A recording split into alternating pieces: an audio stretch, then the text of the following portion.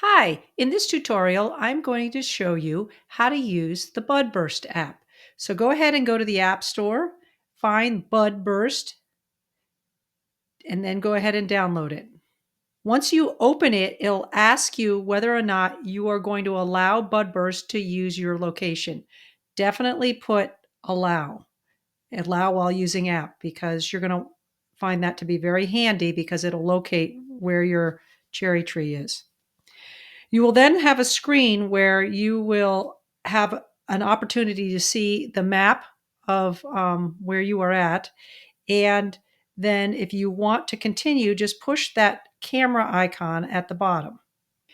Now it asks you whether or not you will allow it to access your camera.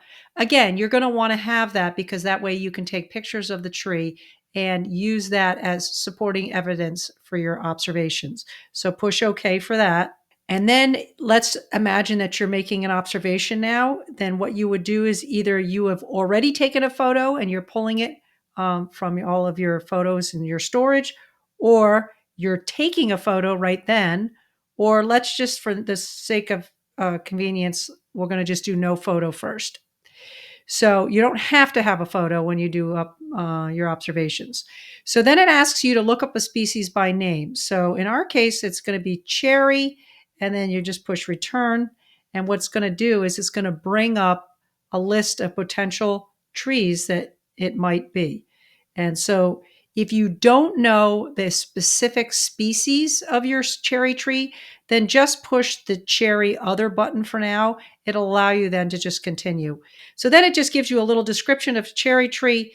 And then at the bottom, there's a bar that says add observations. So that's what you want to do.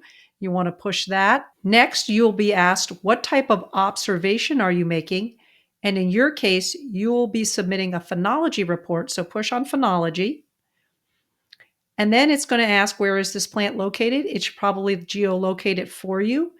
And then it asks, do you want to give this plant a nickname? So if your child is interested in giving your tree a nickname, go ahead and let them do that and put in a name if they want. And then click next. And then the date of your observation. So click on that for whatever date you want. So now you are going to begin your observations. So first, you will need to select a flower phenophase. It will either be none, there are no flowers. Budburst means that you're just seeing a little bit of the emerging flower. First flower means you only see flowers on a couple, at least maybe 3 branches. Early flowering is only less than 5% of the flowers have emerged. Middle is at least half or more of the flowers are blooming. And late is when you've actually had most of the flowers wilted or fallen off. They use 95%. So you pick one of those choices, and if you want to, you can add up a close-up photo.